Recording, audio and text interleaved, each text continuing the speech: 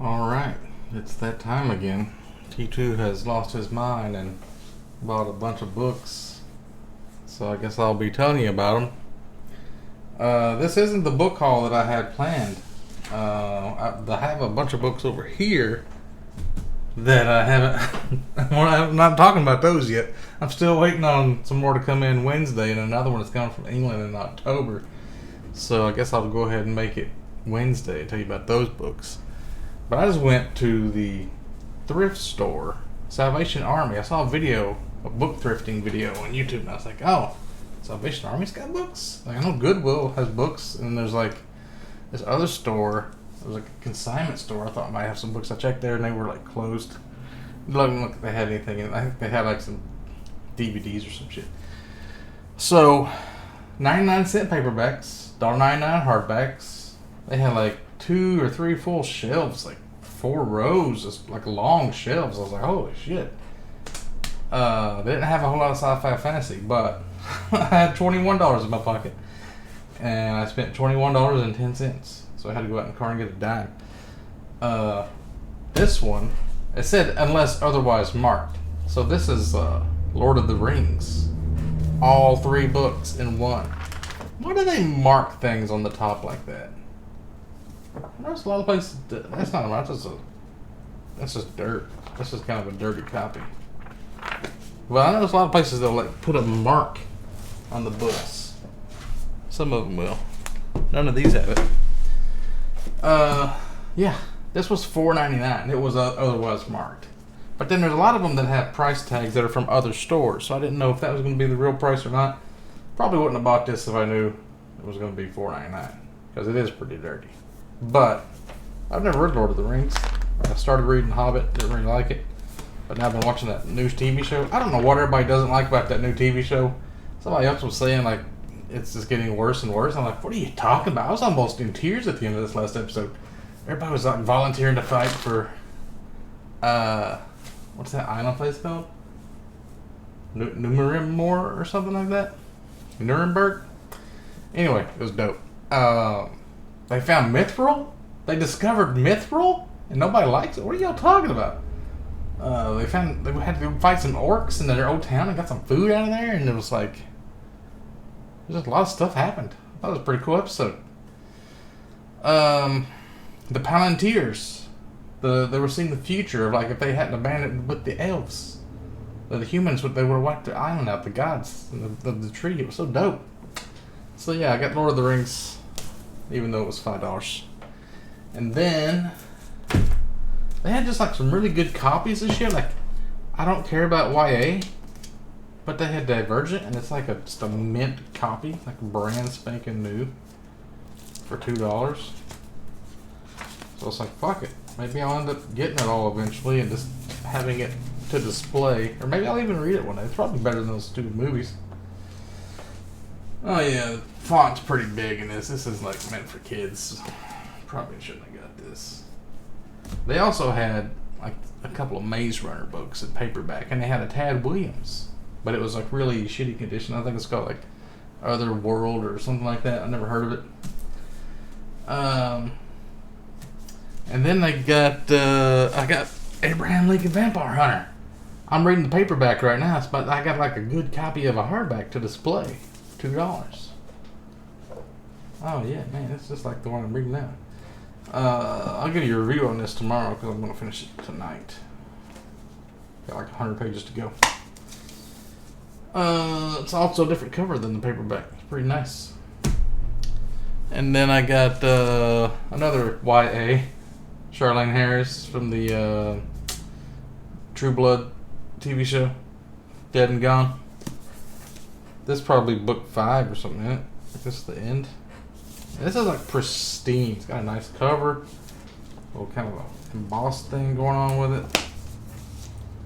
Yes, if I ever get wanting to read these, you take this price tag off. It's not the real price. Paid $2. I got one of the books, Jim Butcher, who wrote all the Dresden Files. He also wrote these, what are they called? Codex Alera. So I think he was just writing fantasy instead of Well, Harry Dresden's fantasy kind of, it's like urban fantasy. I might make a video about a chart between like different kinds of fiction. Because there's like, Vampire Hunter is like an alternate history. Like there's a couple of like Nazi ones like that too. And there's that Handmaid's Tale, alternate history. Then you got fictional history, like the Motherland with the witches and shit. That's like the differences. Yeah, this is book 2, so maybe I'll eventually get book 1 and 3 or whatever it is. I used to have, I think, one of these Codex Alera books, which was kind of like this, but it was like about genies or something. I never really get into it, so I think I might have sold it. Never even read it. And then they got these like novels. Like people like put their whole life into writing these novels that you've never heard of.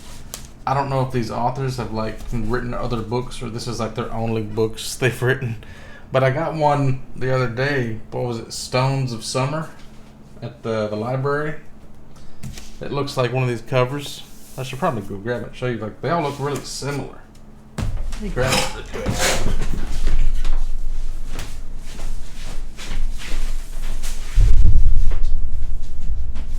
Dow Mossman. So this one is like a field with a car. You remember I looked at this one a while back. It's really cool looking. Nice cover and everything. I don't know what the fuck it's about. I think it's about some kind of like supernatural thing, I think. Mystical something. So probably some guy probably spent his whole life like, I'm gonna write the great American novel, The Stones of Summer. And then nobody's ever heard of it. But I think like Oprah Winfrey Book Club kind of pushes these kind of books. So here's one I found. Greg Iles, Cemetery Road. Look at that. Look at the similarities in the covers. Alright? Big field on the bottom, big sky at the top. So, this one is about... I never meant to kill my brother. Never set out to hate my father. I never dreamed I would bury my own son. Pulitzer Prize winning blah blah blah blah blah. It takes place in Mississippi. And it keeps talking about this poker club. So it's got something to do with poker, maybe. Sounds exciting. And then very similarly, The Story of Edgar Sawtelle by David Wroblewski. Oprah's Book Club 2008 selection. Look at it. Look at it. There's a farm and a field and an open sky. If you want to write the great American novel, that's how you do it. Ground on top, sky on the top. Or sky on top, ground on the bottom. This is about a guy who's like a mute. He's breeding dogs. He's born mute, speaks in sign language, and he breeds dogs. I don't know if it'd be good or not, but... Oh, it's actually like real dirty too. Yeah, the sides are like real. I get this yellowing effect going on. But, looks good on the shelf. I'll probably read it someday. My plan is to eventually one day retire completely and just move to Alaska. Give me a little log cabin and a fireplace and trap rabbits and ptarmigan and maybe catch some grayling out in the creek, you know. And just read all these books. And then I got this one called Cloud Cuckoo Land. Why did I get this one? Well, I don't know. It was $2. It was like US price $30. So I'm like, oh, that's a great deal. Oh, here we go. Takes place in Constantinople. And something about Idaho. This doesn't make sense. Set in Constantinople in the 15th century, in a small town in present-day Idaho, and on an interstellar ship decades from now. What? Third novel is the triumph of imagination and compassion. A story about children on the cusp of adulthood and worlds in peril who find resilience, hope, and a book. And then it talks about an invading army and a library in Idaho, octogenarian Zeno, who learned Greek as a prisoner of war, rehearses 5 children in a play adaptation of Athon's story. Oh, so he's like teaching kids about this guy from Constantinople, maybe, or something. I don't know. Very crazy looking book. Nice cover too. Look at the shimmering. A little bit dirty though. All these books are just a little bit dirty. I don't know, like people that donate to Salvation Army, if they just got bad problems at home. I don't know. I got this one. Abiding Darkness. The Black or White Chronicles, Book 1. It's got a snake on it. See the snake? It's in a swamp. Takes place in Mississippi. Cotton country. It's got a map. But it looks like a map from like... What's that zombie game I played? It's like it's overhead view. Looks like a survival zombie game. Like you get on Steam. It's got a cat lake. Eagle nest break to the hunting club. Yeah, there's a hunting club. I don't know what the story is, but a lot of dialogue in it. Also, the edges of the pages are dirty. I don't know why. All these books are just kind of filthy. But nice. So that was like 1, 2, 3, 4, 5 hardbacks. And then 4 more. No, 3 more. So 8 hardbacks. So that's like $16 plus the Lord of the Rings for 5. That's 21 or $20.99 because this and that made it 22 tax. Yeah. I mean, that seems like a good deal. It's not really anything that's on my TBR except for Lord of the Rings. And maybe the Jim Butcher, you could count that. But I got a lot of freaking Great American Novels now. Oh, one of these already had, so that's why it was higher than.